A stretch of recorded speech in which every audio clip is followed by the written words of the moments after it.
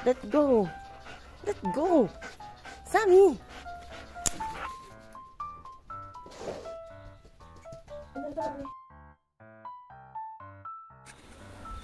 More this way. Yeah. Okay.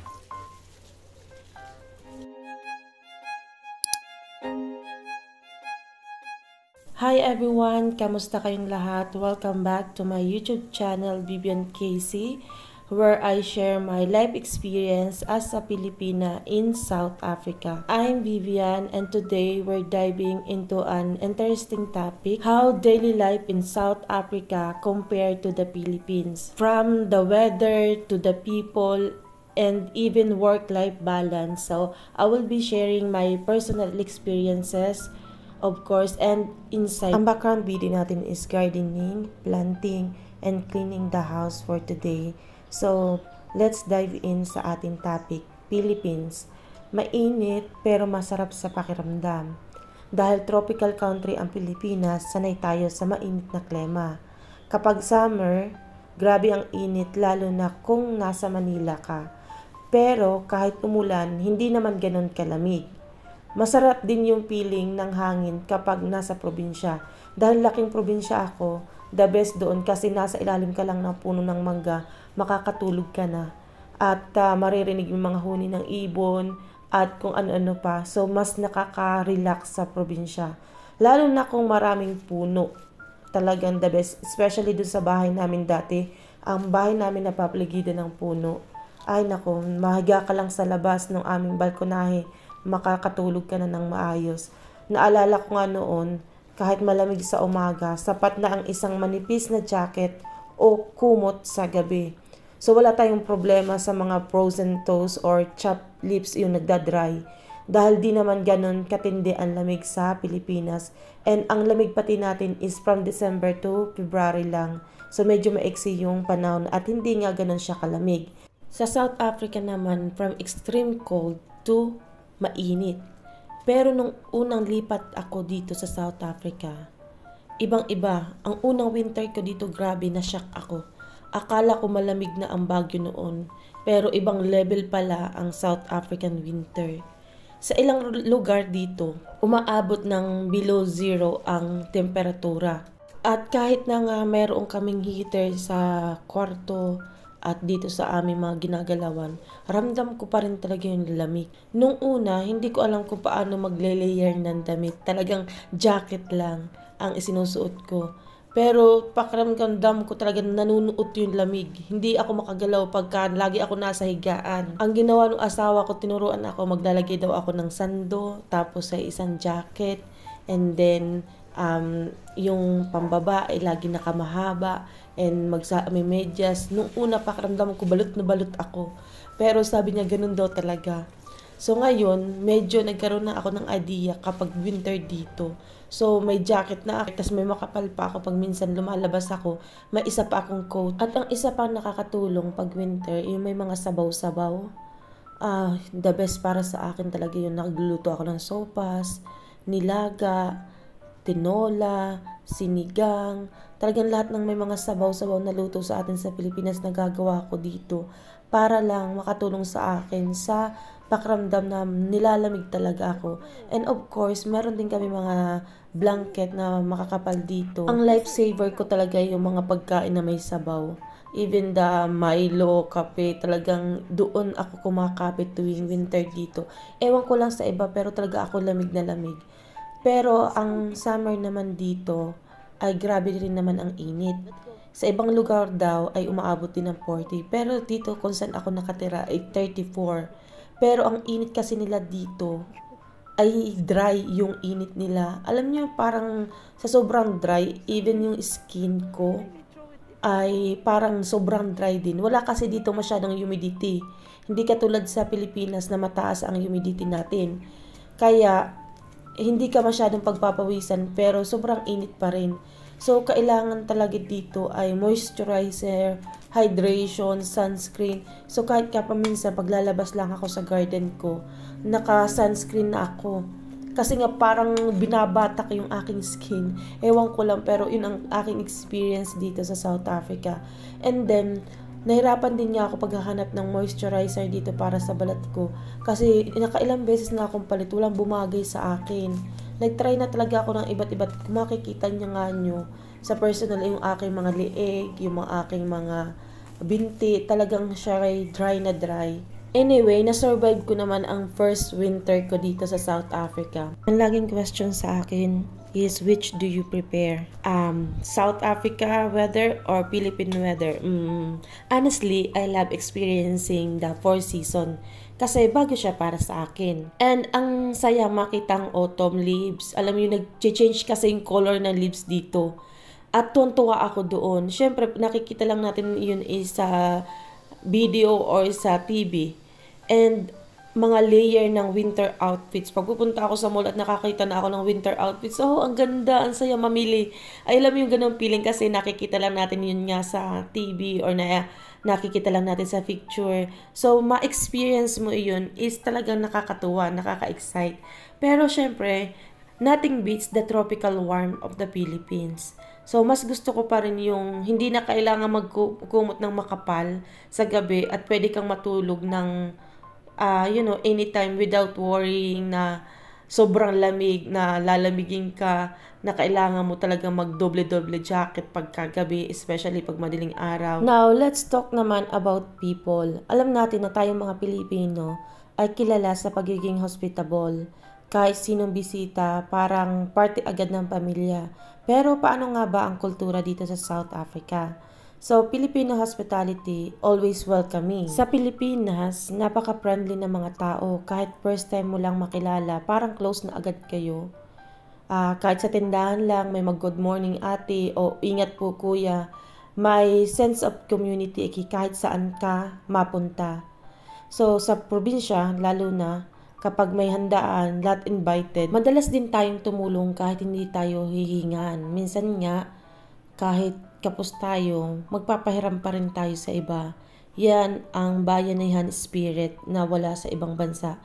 And my personal experience sa mga magulang ko, ganyan din. Pag may nanghiram sa amin ng bigas, kahit ilan na lang yung bigas namin, magpapahingi pa. Ay magbibigay pa ang magulang ko. Yung mga pananim nila, kapag may nanghingi, go lang. Ganun yung nakasanayan ko din. Which is, yun yung Filipino hospitality natin. Sa South African culture naman, diverse but reserved. Dito sa South Africa, iba ang vibe, syempre. Friendly ang mga tao dito and welcoming din dahil naranasan ko rin naman iyon. Yung pag nakikipag-usap ako sa mga local, especially pag mga nasa mall, talagang nakikipag-usap naman sila. Pero mas reserved sila ng konti kaysa sa ating mga Pilipino. So, hindi lahat nagiging close, kailangan mo muna silang makilala ng mabuti bago kayo magtunay na kaibigan o magkaibigan. Parang yun ang naging perception ko dito. By personal experience lang to ha. Isa sa mga interesting dito ay yung diversity nila.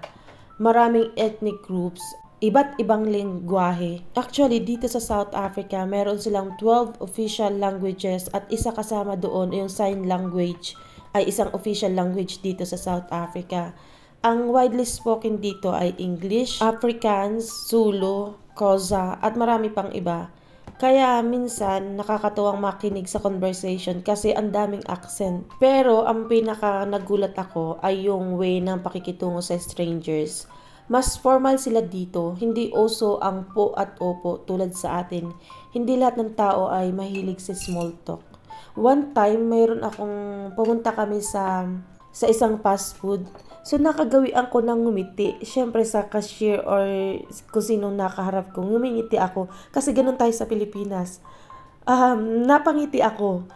Ang sabi nung babae, narinig ko, tumalikod siya, tinanong yung kanyang kasamahan, sabi niya, "What's wrong with her? Why is she smiling?" Medyo na misinterpret yung aking pagngiti. So, sinabi ko sa asawa ko, yun yung narinig ko. Sabi niya kasi, hindi ganun yung culture dito na pwede kang ngumiti agad sa iba.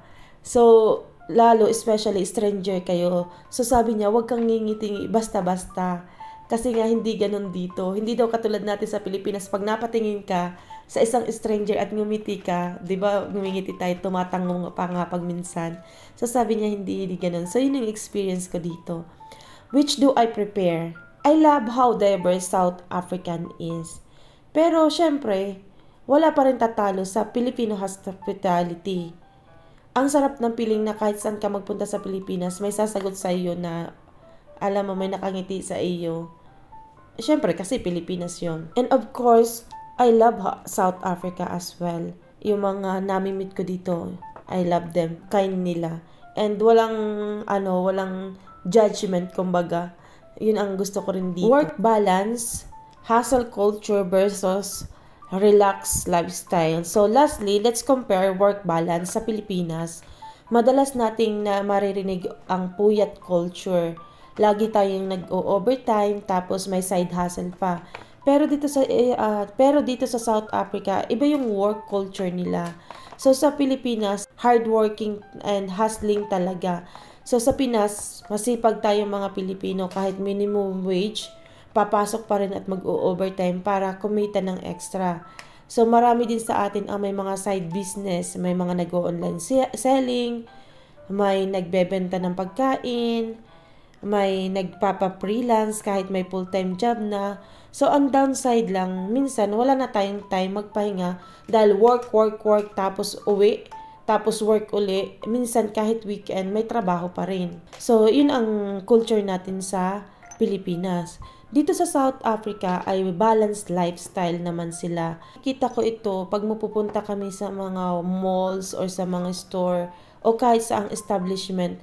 As in kapag dito weekdays or Sunday, alas 2 pa lang o alas 3, pasarado na yung mga tindahan or ibang establishment. So, talaga makikita mo sa work hours nila ay tapos na maagap. And tinanong ko din ang asawa ko kasi about dito. Kasi napapansin ko nga ang aga magsara ng mga tindahan dito. Sabi niya, yun daw yung culture dito. Maaga daw talaga yung mga working hours natatapos. Especially daw pag Sunday, maaga magsara. Kaya pag Sunday, hindi kami masyadong lumalabas ng matagalan kasi yung ibang establishment ay magsasarado na rin. And something na sabi ko nga, parang mas okay yung ganong culture. Parang makakapag-spend time ka sa pamilya, mas relax. Pag Sunday dito, relax ang mga mall nila. Sunday and Saturday, walang ganong tao. Sabi ko, bakit walang tao masyado? Dapat pag Saturday, Sunday, ang daming tao. Sabi niya ng aking asawa, kasi nga Sunday, it's family time. Nasa bahay sila, nagre-relax. It's time for them to relax, sabi niya sa akin. So, which do I prepare? Honestly, gusto ko yung balance ng South African lifestyle. Dahil nakikita ko, parang mas maganda, parang mas relax ang mga tao.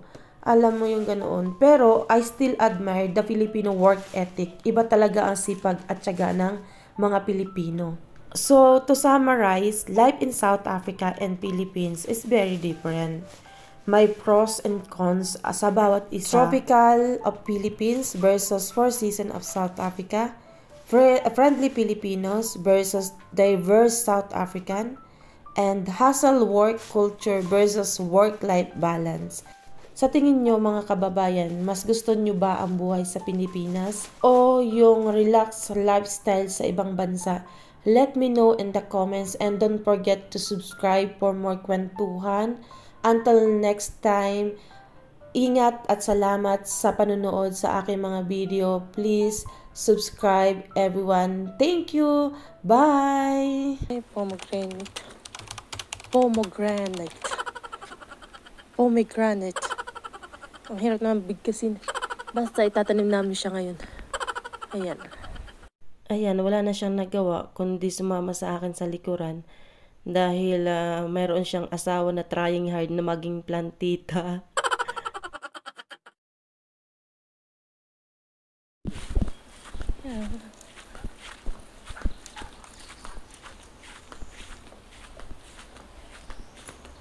Hey!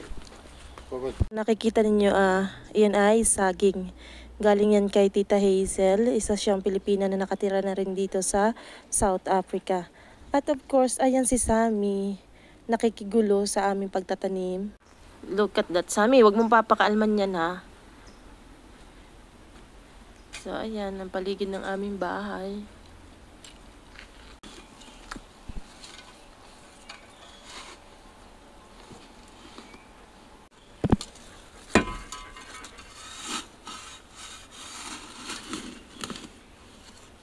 How deep do you... Go get it now. You need a bit of sand there.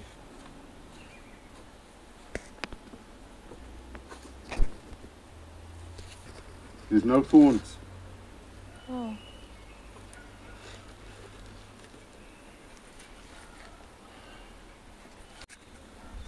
Put it in the More this middle. way. Yeah. That way.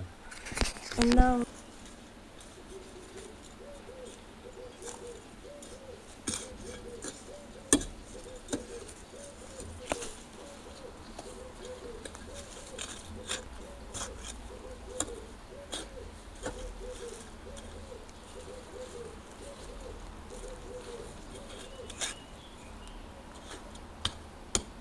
Make it a bit more upright, maybe. A bit more vertical.